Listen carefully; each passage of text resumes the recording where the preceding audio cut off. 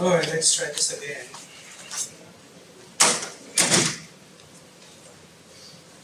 Okay, so welcome to a new semester, and in particular to this course on Principles of Modeling for CyberPhysical Systems. I believe this is section 3 in computer science, and it has multiple sections in systems engineering. So those are the primary two departments where the course is listed. This course is also being taught online, so I'd like to welcome those who are watching this remotely as well. This is not being live streamed, so you don't have to feel shy about asking questions or anything, but the video recording of each lecture will be posted primarily for online students, but it helps to revisit the lectures on your own time if you choose to do so. So my name is Madhur Behl. I'm an assistant professor in computer science and systems engineering here at UVA. I've been here for just about 3 years, I'd say. And I work at the University of Virginia's Link Lab, which is just 2 floors above us in Olson Hall. So the Link Lab is a cyber-physical systems research facility. It's one of the first of its kind in this country. And what makes it unique is, it's a true collaboration in the sense that we have faculty from 5 different departments who physically reside and do a very, very cross-cutting and interdisciplinary research here at the Link Lab. And so we have 3 sort of research areas. We do research in smart cities, smart and connected health, and autonomous systems. And these are mostly like the application layer of what faculty and students here in the Link Lab are working on. When you distill each of these areas down, there's a lot of common connections in terms of the tools and the methods that people are using, right? So signal processing, machine learning, so on and so forth. So a little bit more about what I do in particular. Among these 3 research areas, I'm most active in smart cities and autonomous systems, primarily in autonomous systems, but I do a lot of work in sort of energy systems and flood modeling as well, a little bit of Internet of Things and how we can integrate applications which can benefit from IoT infrastructures. But I would say my main sort of the predominant area of my research group is one which is of safety of autonomous systems, and in particular, an example of autonomous systems is like a self-driving car. And so how can we ensure that the car is always safe is very sort of one of the key questions that my group is trying to answer. Okay, so today is a very lightweight lecture, and I'm mostly going to be telling you about what this course is about, why you think this course is a good idea to take. So you'll have a little bit more insight than what's on the handout in front of you. And then I'll also tell you a little bit about why I decided to offer this course. This is the 3rd offering of this course, but it's a relatively new course. It's not like a traditional, although it is a special topics course, it's not a seminar-based course, right? So you won't be reading papers or anything. It's like a regular course with lectures and assignments and so on and so forth. So we'll spend a little bit of time just to get the logistics out of the way and make sure everybody is grounded in terms of what to expect in terms of grading and assignments and things that you might care about.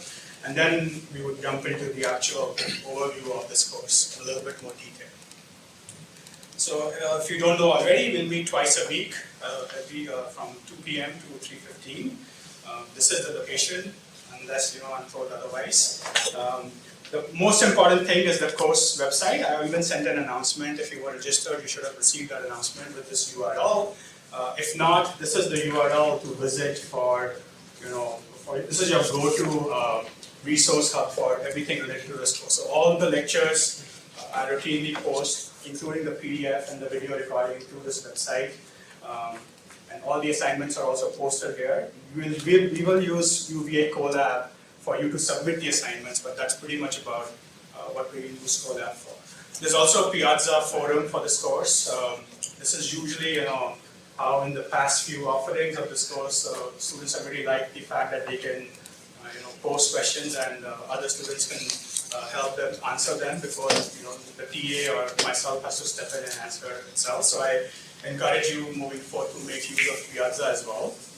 In fact, we use Piazza for a lot of announcements. So once again, if you were registered for this course, you should have automatically been also added to Piazza. If there's any sort of problems there, just come speak with me and I'll add you. So who this course is for is a little bit open-ended, but I tried to capture the essence of what's a good background to come and take this course. This is a advanced level class. The advanced part is not necessarily that the material we cover is very hard. I'll do my best to distill it down so that it's very, very accessible. I think it's advanced because of the pace of the course. Right? So we won't have time to teach all the prerequisites and the basic principles. I will assume that this is a grad class. You have seen some things before, and if not, I will point to resources where you can very easily build that background. So what is that background? I would say all of you must have seen or worked with MATLAB at least at some point in the last 2 or 3 years, right? So if it's been a long time, it's a good idea to take this weekend and brush up on your MATLAB skills. MATLAB is going to be used for about 2/3, maybe even more than that, in terms of the actual assignments of the course. Simulink is also another good tool that you must have seen before, or you should know that it exists, what it is for. It's not that difficult in Simulink, but you should know that there's a model library and you can drop blocks from the library and make a system, things like that. Some programming experience is required. I don't necessarily care in terms of what language you can program in. If it's Python, then it will help you a little bit, but that's not required in terms of that you must know Python. But you must know how to program a few things. Like you must understand the concepts of creating like functions or subroutines, and how do you even measure the effectiveness of a for loop and things like that, and data structures as well. I think then the point number 3 is the most critical. So I expect everyone to have had some exposure to calculus, which covers differential equations for primarily, linear algebra at the very least, if possible, a combination of two. So matrix calculus. If you have seen things like Hessians and Jacobians, if those words sound familiar to you, then this is a really good background to come in and take this course.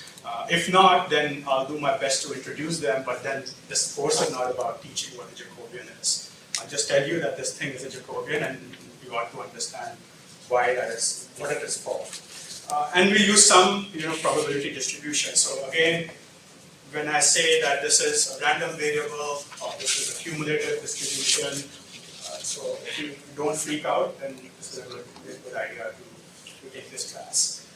So in addition, it is not required at all, but what would really is good to have, if you've taken a background in machine learning, that's really good. Actually, if you've taken machine learning, you cover some of the mathematical background automatically.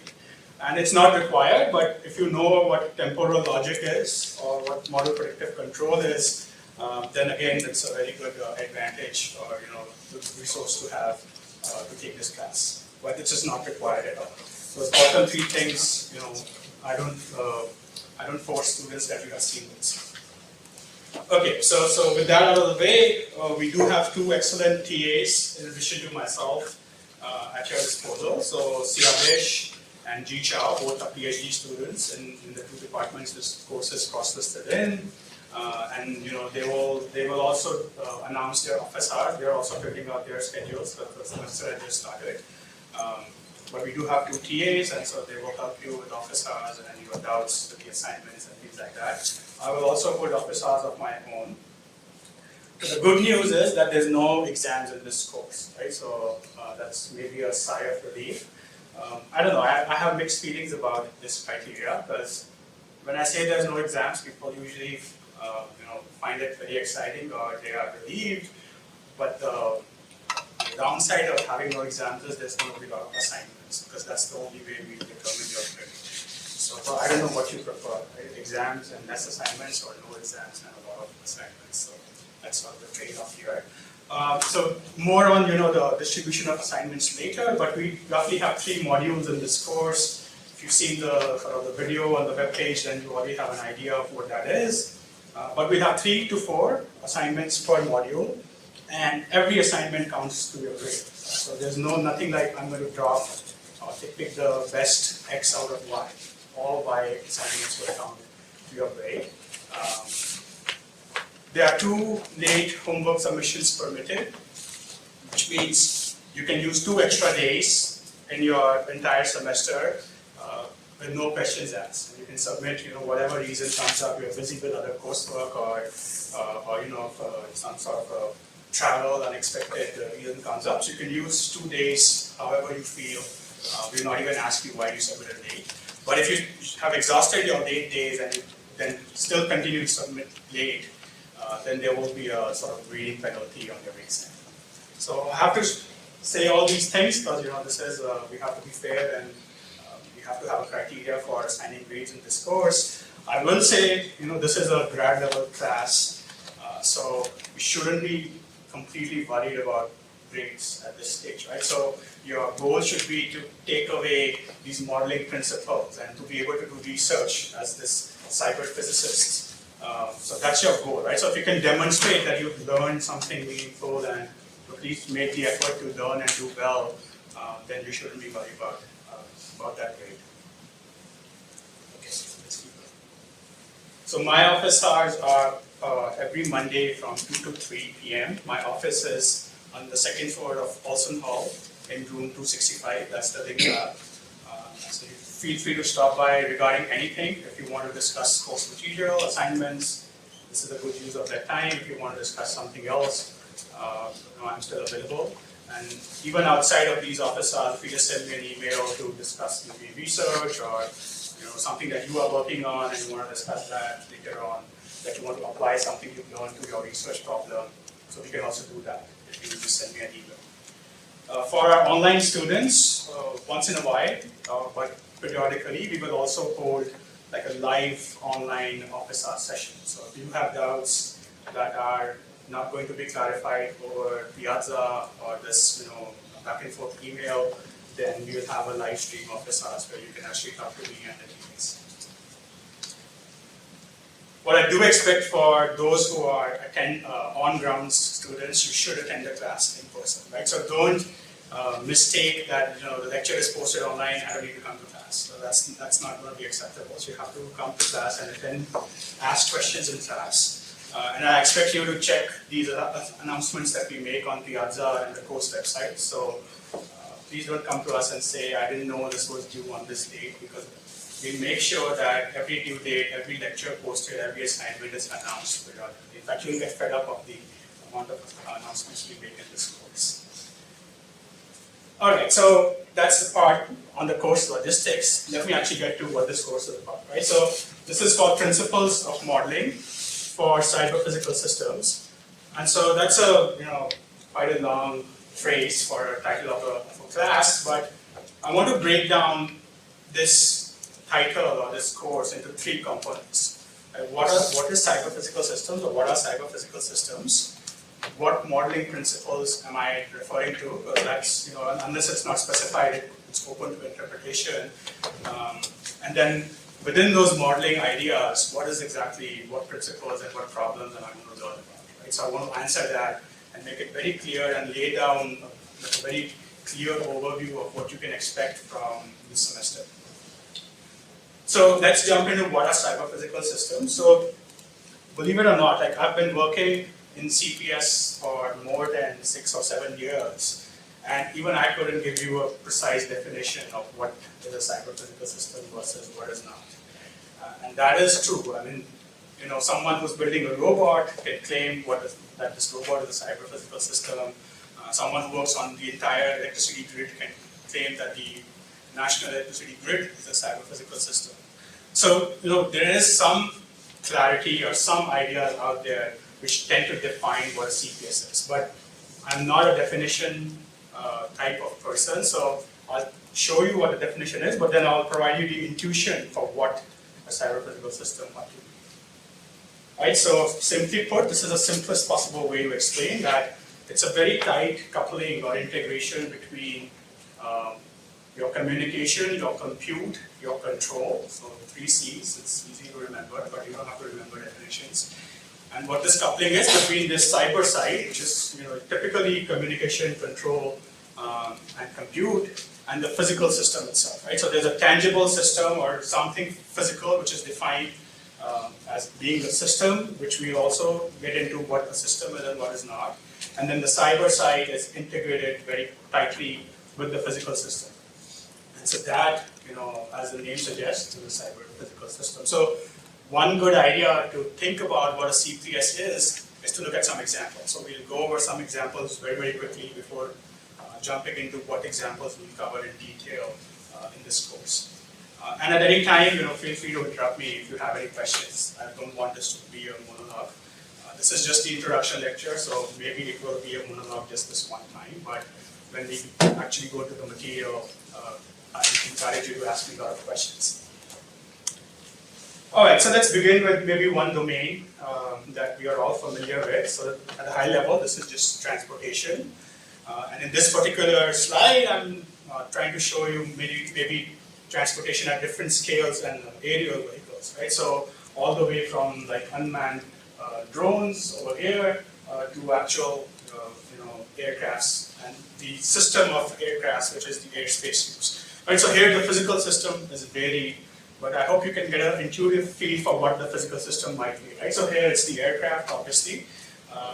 Airspace doesn't actually feel like it's something tangible, but it's a system of systems. Each of the individual aircrafts constitute an airspace. So we can think of the entire airspace as a physical system, and all the air traffic control software and prediction and things like that, optimizing the time delays and fuel efficiency and avoiding collisions as the compute part of the cyber car. And we are all talking about autonomous deliveries by Amazon and whatnot. So those are good examples of a physical system which has to have a good tight coupling between compute, communication, and control. And this is not just like fiction or my opinion, right? So I'm sure everybody must have read or heard about this problem of the Boeing 787 MAX grounded. And actually it turned out that it's because of a software issue, right? So the sensor which figures out whether the plane is going into stall, where it's not generating enough lift to carry its own weight, that sensor was feeding some garbage data or like wrong, incorrect data to the control system, and that is what was causing the nose of the plane to dive down towards the ground just after taking off. Right? So this is a very good example where the software is too complicated, and it actually motivates a very key idea of cyber physical systems that in CPS we care a lot about assurances, right? So reliability and guarantees. We just don't want that, okay, this works 7 out of 10 times, so go ahead and file a claim. That's not acceptable. Right? The same argument can be applied to autonomous vehicles as well. We care about guarantees that could have been prevented such a sort of a crash or a catastrophe by, if we had access to the model of the airplane, could we have predicted that there's a chance that if this sensor fails, everything will fall apart in this domino style sort of failures. It's hard to predict, right? It's a very hard challenge. I mean, I'm sure that the aviation companies spend billions of dollars trying to prove and validate their aircrafts, but still something like as trivial as a faulty sensor reading could cause such a massive output. Right? So this is a screenshot of Boeing's own webpage, which says that cyber physical systems and more research and more tools are required in order to solve such problems that we missed. So they acknowledged it, of course, but this is one example of how you have a physical system and the software part, and you care about the reliability and assurance of how it works. And the same is true, I said, for ground vehicles as well. There are many, many examples. I won't go over all of them, but safety and security of autonomous vehicles is gaining a lot of traction. So once again, if we don't show, or if you're not able to show that this car is going to be safe no matter what, which is a very hard problem to address, because this no matter what part is like a infinite set of possibilities that we cannot predict beforehand. But we still have to make some assurances, some guarantees on the performance of the software and the physical components of the car. Otherwise, we already have a glimpse of what the outcomes could be. Right? So these cars are not foolproof. They crash quite often, actually, and the industry is still struggling to answer this question of what's a safe autonomous vehicle. Like even the definition of safety is unclear, surprisingly. Because I think the safest vehicle is a vehicle that doesn't move, it goes nowhere. But that's not useful. Coming to other domains, so the first sort of applications were in autonomous systems. This maybe falls into the smart city category. So all this research that you see around managing energy or reducing the footprint of energy consumption or integrating different sources of electricity generation to seamlessly maintain a steady state of power consumption. They're all good problems of CPS, right? So going from the scale of a single building, which is the physical system in this case, the cyber part is the building automation control algorithms and software, right? So for a single home, you have a lot of these IoT devices which report data. Can you take that data, give some feedback, save something on your utility bill? That's a very good sort of a cyber physical system problem. And then you have analogs at the largest scales in terms of stuff at the grid level as well. So medical devices, healthcare, and biomedical research is also a very big thrust in CPS research. So one part of this research is how can we improve existing state-of-the-art medical care and healthcare. Right? So if you think about it, we don't often think about these things, but today most of our healthcare spending is done on preventive care. Right? So we wait for something to go bad, and then we put all our energy and money to fix that whatever went bad and restore it to a normal operation. But what ought to be done is predictive healthcare, right? So why do we wait for something to go bad? Can we predict that there's a likelihood that you will have this condition based on all this monitoring of the devices and the data they are generating, and be able to actually predict and diagnose it before the onset? Right? So those are very interesting problems at the frontier of this subdomain of cyberphysical systems. And then there's more application, right? So I told you I'll just give you some examples. So, when you think of a smart city, it's not just about, but it is at the end of the day about improving the social well-being and the health and actually the well-being of every individual in the city.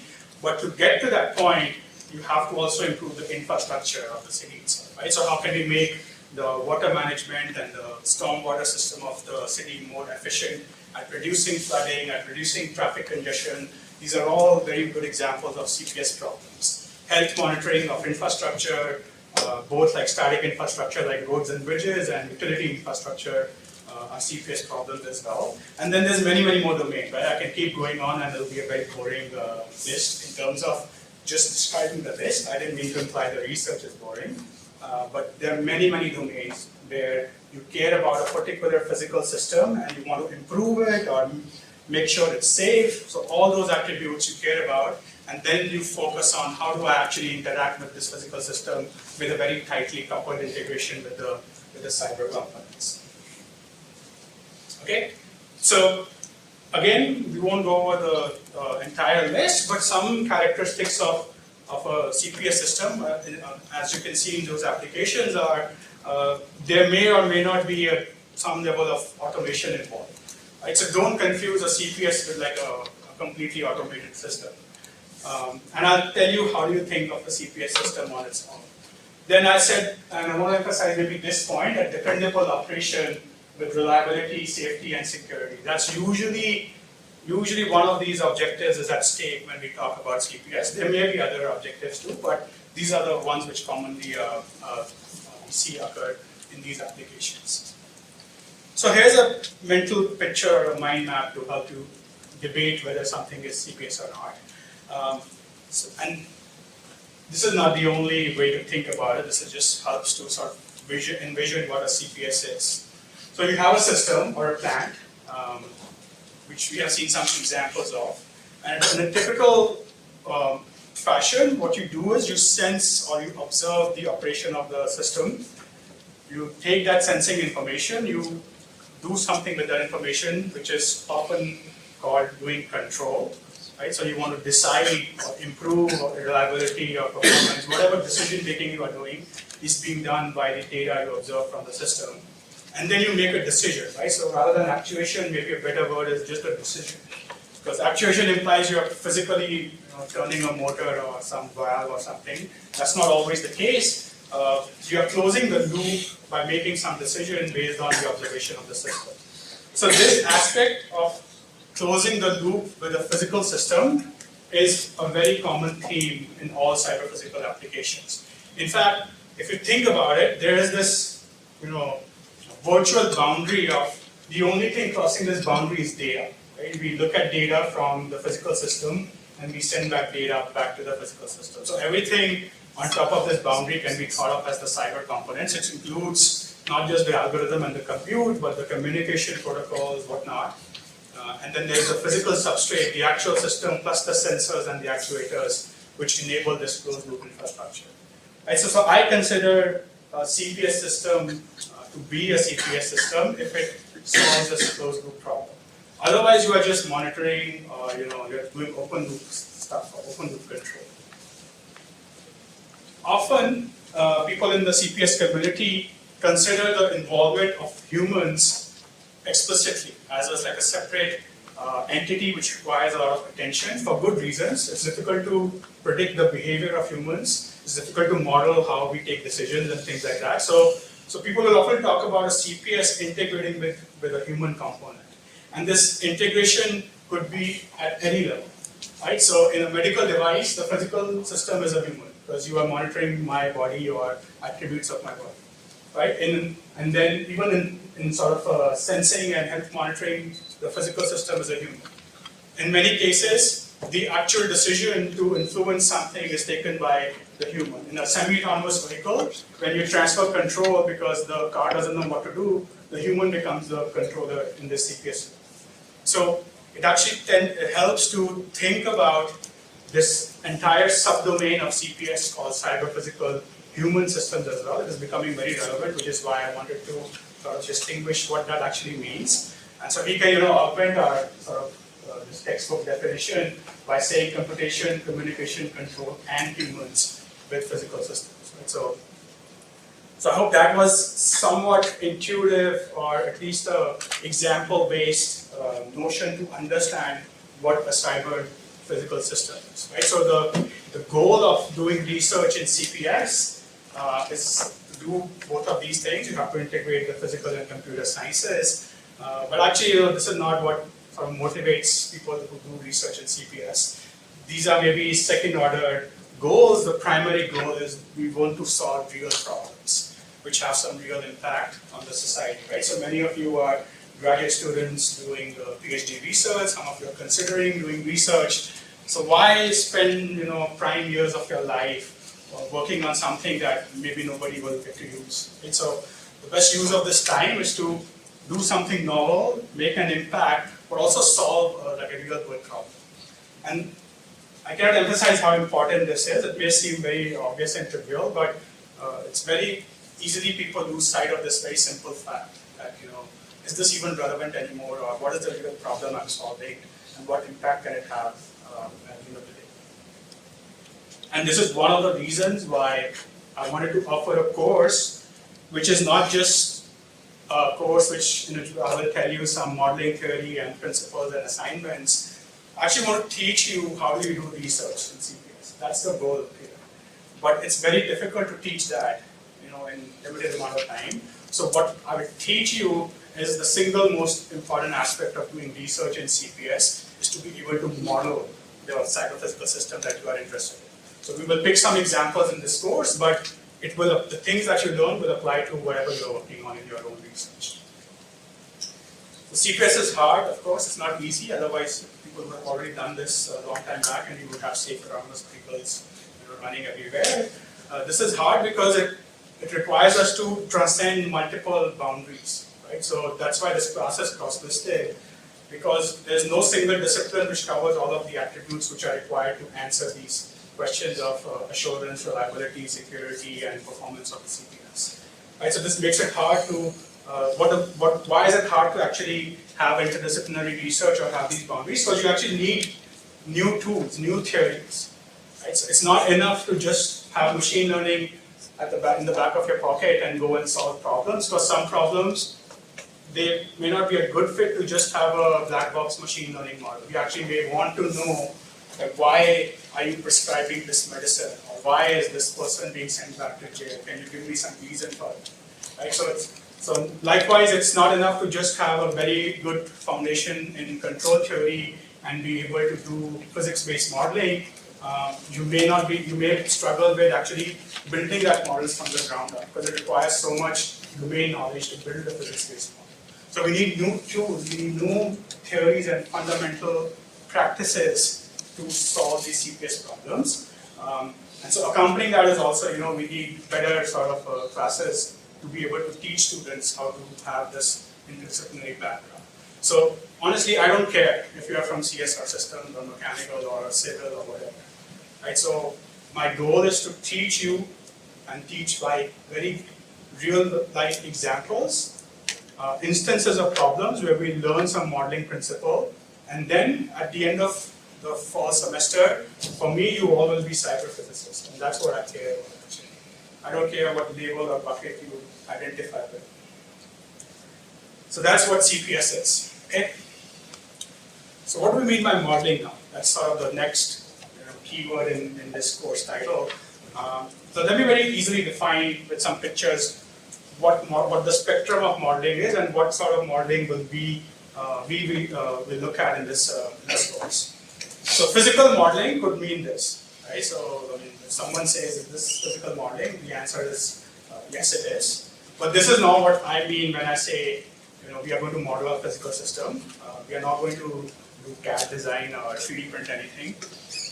So this is one interpretation of physical modeling. Another kind of modeling that you may have heard of is called functional modeling, or sometimes it's also called compositional modeling. What it means is, I don't actually care about the low-level stuff, right? So in this picture, and it's fine, if we don't care about the exact sort of connections in this picture, but this is a functional view of what a cruise control system in a vehicle does, right? So we have a physical model of a vehicle where people are actually trying to shape the aerodynamics, whether in software or not. Functional modeling is, I don't care, that this steering correction in cruise control is implemented on this ECU software on this board. This low-level stuff is abstracted out. Abstraction is a very key principle that you will also learn in this course. I care about what are the components of this system and how do they talk to each other, or who talks to whom. So I'm just looking at the CPS behavior at a functional level, and not at sort of a mathematical level or at a physical level. So this is what is meant by functional modeling. And this is used a lot in CPS design, especially. So I don't know if people have seen this before, but does anyone know of any tools that do functional modeling? Or what you may have come across, or you may have used any tools which don't care about low-level stuff, but just this block diagram view of the world. Has someone used such a thing in their research? You can just yell out the answer, it's fine. There's no right or wrong answer. Simulink? Yeah, so Simulink is a pretty good. Simulink is not purely a functional modeling tool, but it can be used as a functional modeling tool. SysML? Very good, right? So SysML is also another tool where you actually care about this high-level behavior, and each of these blocks have very simplified pseudo-algorithm or logical description. You don't care about Python? Sorry? How about Python? Python can be used. Can you use that louder? Python. Python. Did you say Python? Yeah, Python. Oh, as in the programming language? Yeah.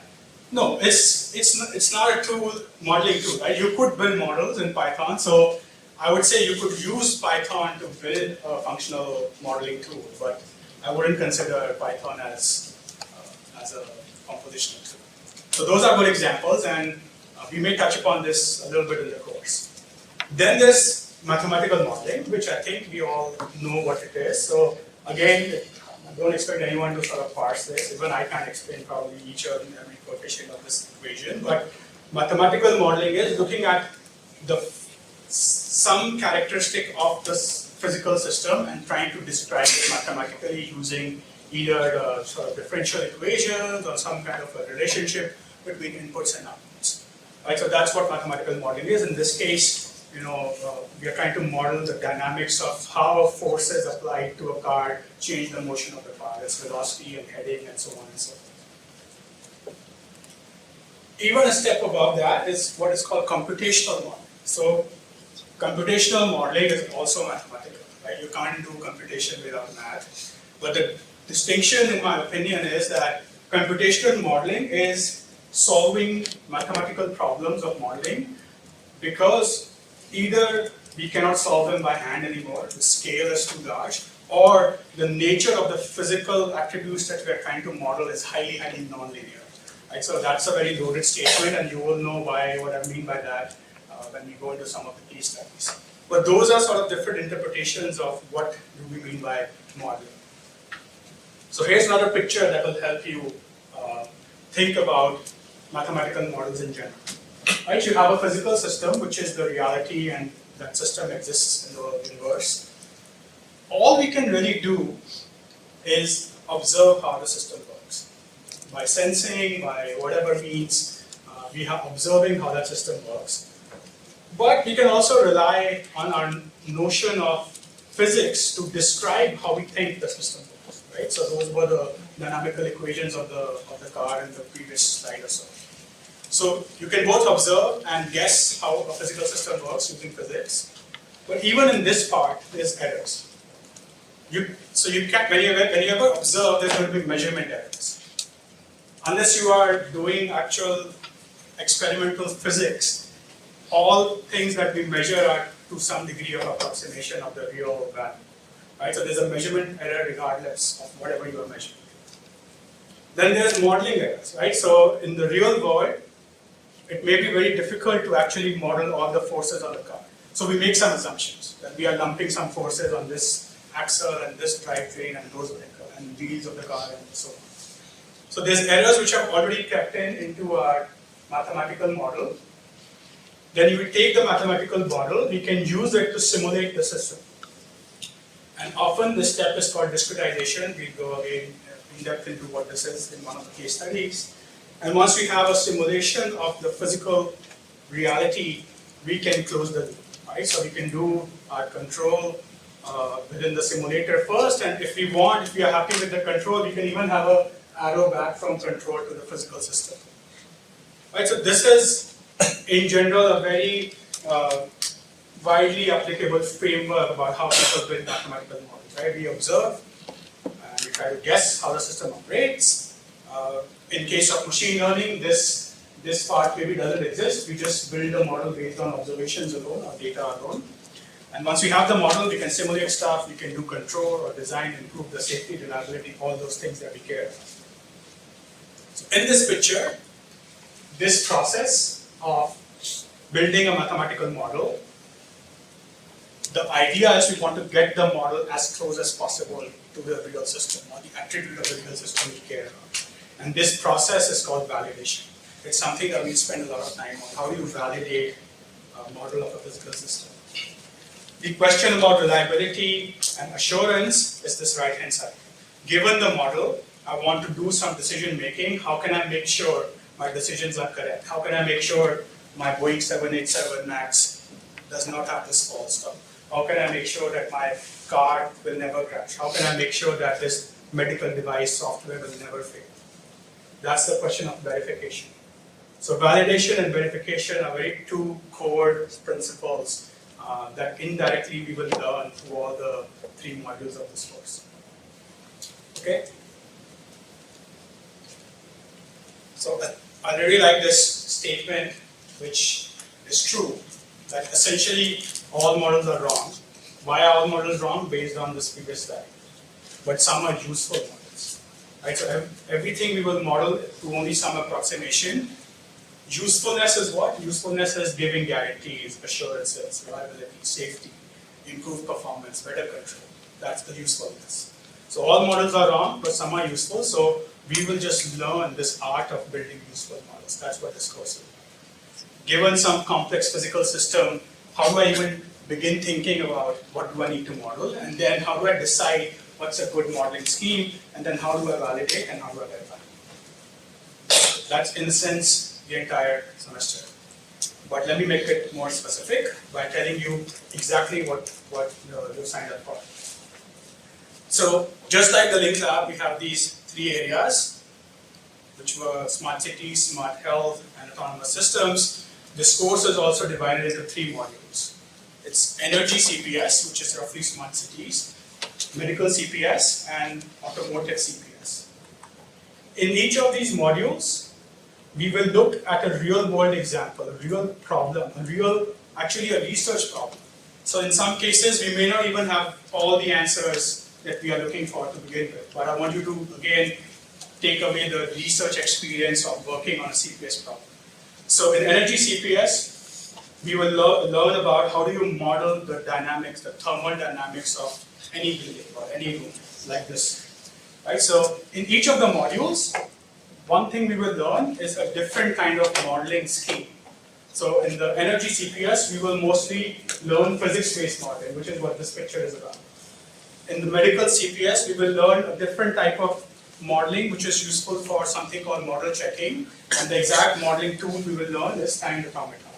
If you are familiar with temporal logic and state machines, then you may have seen timed automata before. But if not, then don't worry. And then finally, in the automotive CPS study or module, the choice of modeling will be data-driven algorithms. How can we look at images and make controllers that will decide how to drive a car? So that's not enough for each of the modules. So in addition to learning a specific class of modeling, we will also learn a domain-specific tool. So as a cyber physicist, you should know what tools do people use in this domain. You have to become a domain expert is what I'm getting at. So it's not enough to know how to model, you also have to know here are the tools in this research area / community. And I have to know what these tools are capable of, how do we use them, and I concede that it's unrealistic to expect that we will become experts in all these tools, but I want you to know that they exist. I want you to know that if you were to do research, this is what this tool is for. And knowing such examples also helps you to find familiar tools in your own research area. So if you are working in sort of smart cities, I'm going to show you a tool for buildings, but there may be similar tools in the specific problem that you are working on. So in particular, for energy CPS, we'll use Energy Plus as the tool. For Med CPS, there's a tool called UPAL, in addition to MATLAB and Simulink. And since the last module is data-driven, we primarily use extensive program. Okay, so let me now briefly give you a glimpse of each of these modules, because we're still very high-level picture. So in the next 20 minutes or so, I'm going to just give you an overview of every module and the problem we are looking at and why it has that real-world societal impact. So let's motivate the CPS energy problem. So about 5 years ago now, there's a headline from Scientific American that 2014 is the hottest year ever recorded in the 186 something years of weather recording data. Right? There's a visualization of how global temperatures are continuously increasing, even though people may be 100 miles from here disagree. So you have 2014, the hottest year ever. Then 2015 became the hottest year ever. Okay, 2016, hottest year ever. 2017, among the top 5. Last year was the first warmest year ever. This July was the hottest July ever in the history of the planet since we started measuring temperatures. Right, so it's no secret that this is a trend, and we are having extreme temperatures. Just this month itself, I'm sure you may have got this headline of this massive heat wave, unprecedented in all throughout this continent, in fact. And so when we look at these things, we say, okay, temperature is rising, it's bad for the environment, and all of this, that is true, and it's factual. One of the things that people maybe are almost, they have no idea about, is that there's a very high correlation between extreme temperatures and electricity prices and how electricity generation operates. So here's an actual graph of showing on a very hot summer day in the northeastern United States, the price of electricity per kilowatt hour or per megawatt hour increased from $25 to $800, all within the span of a few minutes, because the temperatures are so extreme. Because when it's really hot, everybody wants to ramp up their air conditioning, so the demand increases. And when the demand increases, the supply has to work more. And so who's paying for that? It's because of this, it's indirectly this electricity price. The other thing is that you and I are residential customers. We usually pay a flat price of electricity, and we multiply that price with the energy consumption, and that's our check that we have to write at the end of the month. If you are the large-scale consumer of electricity, like the University of Virginia or any of the sort of commercial skyscrapers in New York, Manhattan, or a shopping mall, or an airport. When you consume large amounts of electricity, you don't pay a flat price. You pay something called a real-time price of electricity. It's almost like a stock exchange for electricity where the price changes every minute to reflect this supply and demand balance. And so when the supply abruptly increases, the generation has to follow, and there's a 32x increase. So in short, there's a saying in utility generation and electricity generation circles that all kilowatts are not created equal. So when the supply when the demand of electricity increases abruptly, the generation or utility companies have to switch on older, inefficient generators, which actually take more to run, which are expensive to run. And that is why the price of electricity also jumps, because you are relying on expensive generation. And this is not unique to just summer months. If you're on the East Coast, there's something called the polar vortex. And here's an example from the polar vortex a few years ago. The price actually increased 86 times. This is not 86%, this is 86x. So from $30 to more than $2,400 per megawatt hour. Again, because of the same problem, but just the inverse. You want a lot of heat generation or boiled water and steam generation. So this is increasingly becoming very, very common. In fact, price volatility is the new normal because of these extreme temperatures that we witness every year. So if you are a large-scale consumer of electricity, this is University of Pennsylvania. In fact, the numbers I will show you are the ones that I did this case study on when I was a graduate student over there. So this university roughly consumes an order of 72 megawatts of electricity. This is their peak power consumption. Megawatts is million watts, and that's because they have to maintain the temperature in more than 180 buildings. So in our homes we have a central air conditioning system. The equivalent of that for a campus is a large chiller. There's a single building or maybe multiple buildings which circulate chilled water, millions of gallons of chilled water at 42 degrees Fahrenheit to reach every node, which is a building in this case, right? So the scaled down version is every node could be a room and you have a central AC in your house. In a university, that central AC is a chiller plant which consumes a lot of electricity to maintain this temperature and pump so much water. And so, a large scale consumer of electricity, the annual bill is on the order of millions of dollars. This is just an estimate, these are not exact numbers from Penn. And that's not the only problem. When the price is high and you are consuming more, you are paying more as well.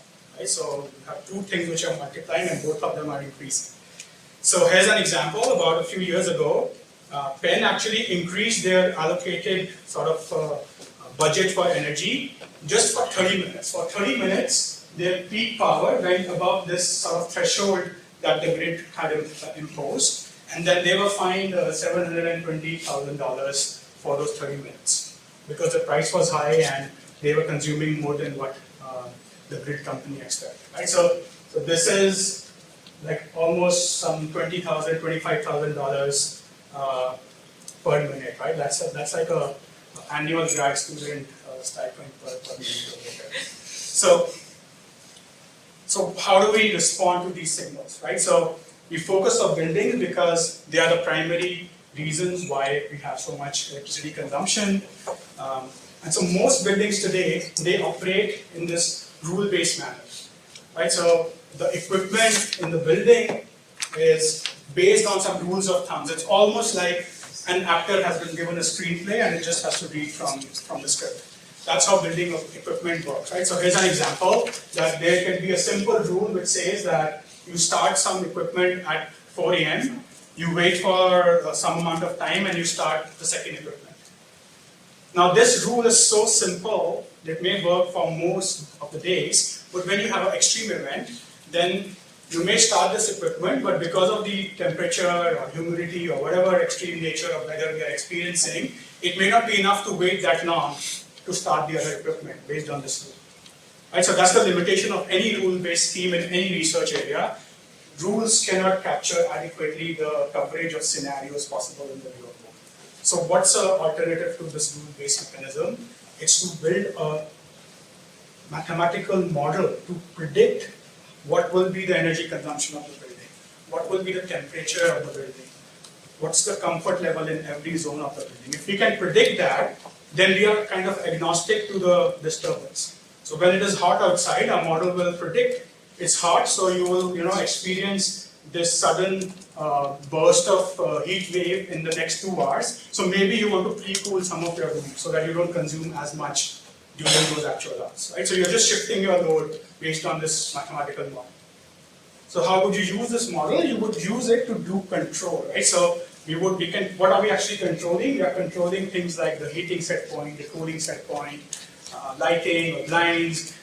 Sometimes you visit a mall and for some reason one escalator is shut down, and we just go on our day and use stairs. But many people don't know that's maybe because the price is very high that they can only afford to operate one escalator or one elevator, and it's not really a technical snap, even though that yellow cone or whatever they put out as an excuse.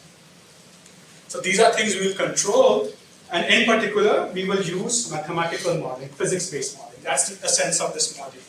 We will look at how do you model the temperature dynamics of a single zone in a building using principles of physics, and we'll end up with something called an RC model, where the resistances and capacitances of this model, they are not electrical but thermal resistances and thermal capacitances. Right, so this is going to be the crown jewel of your first case study to how you learn to build such physics-based models for a real system. And then we'll have some exposure to a tool which is useful to build such models called Energy Plus. If you've ever played SimCity, which is a very detailed game, and I enjoy actually playing that a lot.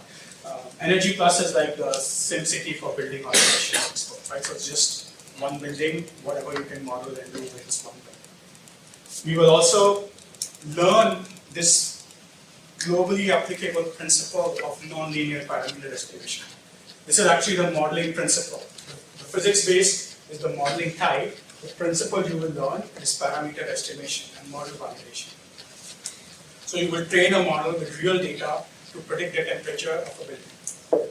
And finally, you will also learn about how you use this model, which is the control activity. Okay?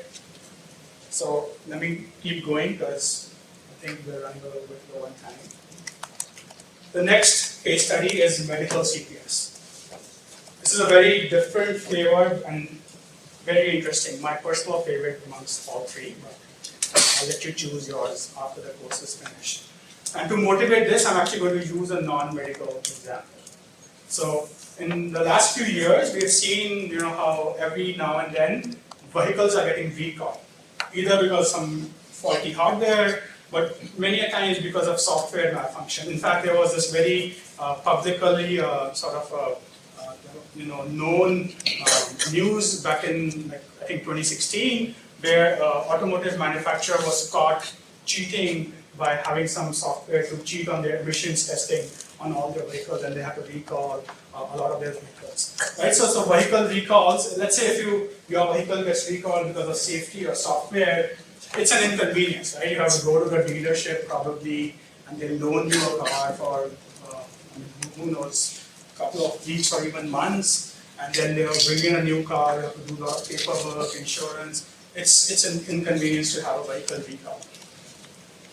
But imagine now you are a patient who has a medical device, something which is inside of your body, like a pacemaker or a cardiac defibrillator, and we know the difference between two in the course. Even such medical devices are recalled, both because of hardware and in some cases because of software.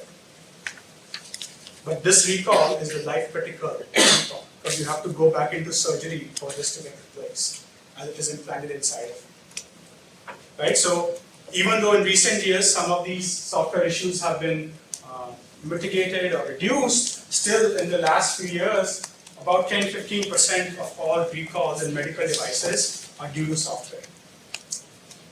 So why is this a big problem? So in the medical CPS module, we will first learn the physical system is the physiological system, which is a human heart. We will actually learn the functioning of the human heart because that's our building for this module. So the human heart, just to refresh your memory, it's just a muscle triggered by electrical signals, and it circulates blood throughout the body, through all the vital organs especially. And so typically, when we say you have a 60 or 72 beat per minute heartbeat, that's what's called normal sinus rhythm, and that's like a healthy heartbeat for your basal state. But in some cases, because of some aging or some other causal effects, the heartbeat can slow down, and that's typically a condition called bradycardia. So your heart is not able to pump at 60 or 72, even when you are doing business as usual stuff. So not enough oxygen is being sent to your vital organs. The slow generation, this is because of the malfunction of this electrical system of the heart, which regulates the spacing of the heart. And so because you don't receive enough oxygen due to slower heart rate, you can feel dizzy, even faint if you have bradycardia and it's not treated. And then if it's not treated at all, it can even be fatal because this condition will keep deteriorating. So what a pacemaker does is, since heart is just this electrical muscle organ, a pacemaker, it has two electrical leads. So it's implanted inside the torso, and it has two electrical leads which attach to some very specific points in the heart, and we'll learn about all of this. And then, the pacemaker provides the artificial electrical pulse to maintain the normal sinus rhythm of 60 to 72 beats per minute. So it can both detect that something is wrong and then pace the heart. That's why it's called a pacemaker. Right? So it delivers these electrical signals when the heart is low, pacing, or it has bradycardia. So, like I said before, it's not desirable. At the end of the day, this device has some firmware or some software which is able to figure out when should I pace and when should I not pace. So when the device malfunctions, it's life critical.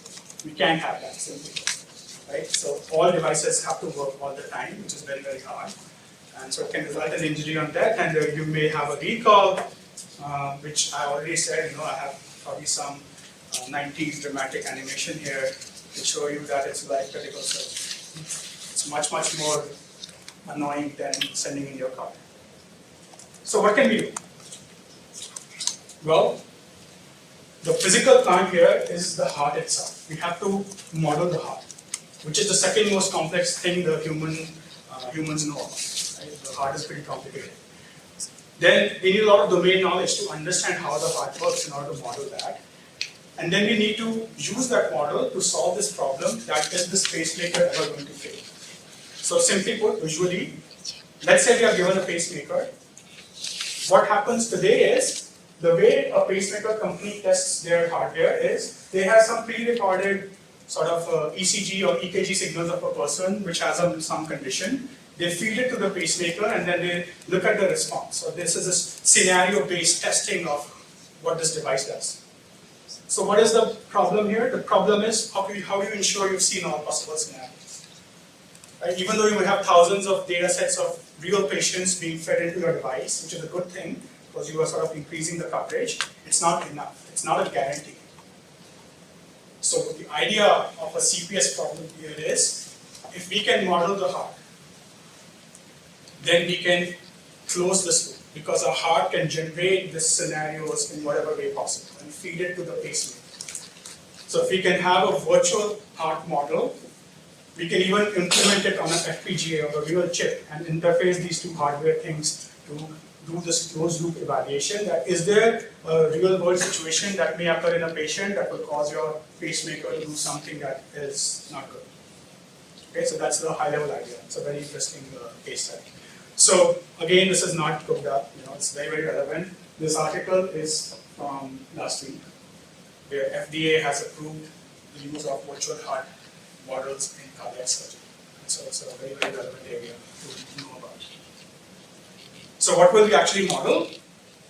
The heart is so complex that we can't model all the mechanical aspects and the electrical aspects. That's sort of beyond the scope. We may need to go to med school for that. Right? So what we will model are the timing properties of the heart. And the reason that is enough is because that's what the pacemaker sees. The pacemaker only senses electrical activity and is able to decide and respond. So if you can model the electrical activity with a validated model, that should be good enough. You don't have to model each and every cell of the heart or every tissue of the heart. So you will end up with something which looks like this, which I know at this point may seem, I don't know what this is at all. This is just some blinking lights and lines. But you will know each and every single part of this graphic by the end of module 2. Right? So we look at something called a time automaton, which looks at the timing and electrical properties of the heart and sets up the state machine to model them and feed those signals back into a pacemaker model. So if you look at what is on the top left, we have the heart model and a pacemaker model. This, by the way, is an example of a functional view of the world, because we don't care about their details. And then this tool will help us decide whether your logic in the pacemaker is good enough or not. Or is there a condition where your pacemaker algorithm will fail? And that is called model checking. So that's the principle, right? So in the first module, we had parameter estimation. Here we learn model checking. So given a heart model and given a pacemaker model, we can either find a counter example where your algorithm on the pacemaker will fail, or we can give you a guarantee. I can give you a guarantee that no matter what, this part of the algorithm will never fail. It's very powerful because it responds to both the validation part and the verification part of CyberPhysical Systems. So don't worry if you don't know, what this notation is. That's the whole idea of what you will learn from this course. Okay, last 5 minutes. Let me quickly tell you Automotive CPS. In Automotive CPS, we look at the problem of how can we design a data-driven model of a system and use it to make some control actions or control conditions for that system. So our system is an autonomous vehicle. So regardless of which autonomous vehicle you read about every now and then, every vehicle has to solve all of these problems. It has to solve the problem of localization, of where it is. It has to know where everybody else is. And then it has to plan on how it wants to move in the world. So that's trajectory planning. And finally, once you have a plan, it has to issue the control commands to follow that trajectory in a safe manner. And then there's a human component as well, especially if the car is semi-autonomous. And what's been happening in recent years is that some of these key characteristics of a self-driving car, they have been heavily reliant on deep learning. Deep learning has proven to be a very good modeling scheme to figure out whether this is a pedestrian, where is the lane, where is the other car, stop sign, blah, blah, blah. In some cases, even the control is being done using deep learning. If you have heard about something called end-to-end control, you look at the image and then you describe how the steering and acceleration should operate in order to avoid collisions. That's end-to-end learning. The thing is that, and here's an example of an end-to-end learning. So you're literally looking at this image. I apologize if the light is too bright, but what you see here is steering angle decision being generated to keep the car driving inside its own lane, based on nothing but pixels from an image, from a camera. Right, so you have a camera, you have a neural network in this case, and then it generates steering commands to keep for lane keep assist. And this is obviously not enough. So a lot of this supervised machine learning is about training data, and it's very brittle because whenever you encounter something you've never seen before, again there are no guarantees on whether your steering angle or your acceleration decision is going to be correct or not. Right? So like this picture is a good example. You have a sticker behind the vehicle, and so if you have an object detection algorithm, it's going to detect there's a person and a bicycle, and maybe take that into account when it plans its trajectory, but this is just a sticker. And the sticker is actually moving, so it's not as trivial as you think it is. Or what about this, right? How do you classify this if you are a computer vision algorithm? What does it mean to have a car in the z-axis? And this, some of you have taken my previous course, you already have seen this, but if you are a camera and a self-driving car, and this is the image that you see, what do you do? Because this truck is headed towards you, driving in the wrong lane, but there's no cause for alarm. This is actually a truck being pulled away from you. Right? So you have all these scenarios, it's the same problem. You have all these scenarios, we can't cover them all. So what do we do in terms of modeling the system to give assurances? Here's another example. There's a ramen noodle place where the sign looks like a do not enter sign, the logo of the restaurant. So here's a prototype of a self-driving car which says do not enter because of these advertisements on the street. Here's a Tesla which is saying that you are too close to a bus, but you are in a garage, right? Because all of the doors of the washer and dryer look like the wheels of the bus. So we will dive deep into the modeling scheme of how do you go from pixels to controllers. This is a reference paper. This is not the only thing we will cover, but if you haven't taken machine learning, don't worry. I will teach some of these principles. This is not a machine learning class, so we won't go into every possible thing. So it's going to be very physical based. In my lab, we have this test bed that we can drive. So if my student is driving this car with a headset and a steering wheel and pedals. So as he drives, this is what he sees when he's driving. And so when he's driving around in this mini track, we get a lot of data from the car, right? So this is what the laser sees, what the camera sees. We have IMU, the equivalent of a GPS for this car. So we have all this data, and then you can train this algorithm to automatically drive in the track using that data. So we use this as a motivational example to study some of these data-driven modeling ideas. So the summary of all of this is, you're going to learn a lot of principles spread across 3 very interesting case studies or modules. In each of them, you will also learn a new domain area, right? So for the medical CPS, I promise you, we will have a lecture which will look like you are sitting in some electrophysiology class. But that's what it takes to speak the language of that domain, to understand that domain. So finally, concluding thoughts on what you can take away from this class. To do research in cyberphysical systems, whatever your research area is, you have to be able to speak the same language and have the same level of understanding as a domain expert. And that's a core skill to do CPS research. You need to know what tools you use. What are the modeling tools, simulation tools, functional tools, computational modeling tools that are used in that domain. And then finally, you need to know all these modeling principles and to have them in your back pocket in order to solve a control problem with the objective of some reliability, assurance, safety, security, privacy, add your favorite objective to that list. Right, so this course is meant to give you an experience of what it is like to be in this 1% of this Venn diagram. What it's like to have 1 feet and a good amount of experience in all these 3 different domains. Because I firmly believe if you belong to this centerpiece, you are posing yourself to have some success in your research and in your career path. Right? So as researchers, it's very common for us to become prototypes of our own thinking and our own problem, and that's what we always laser focus on. So my challenge is to sort of break that perception for you and tell you, here's what you can learn from here and apply it there, and give you very real life, high impact examples of that. So literally, this is my objective for you.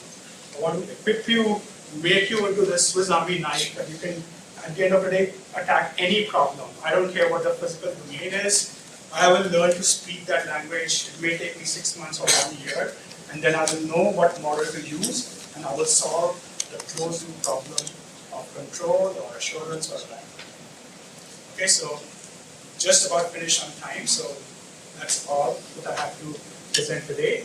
When we meet next on Thursday this week, we will talk about how do we predict the future.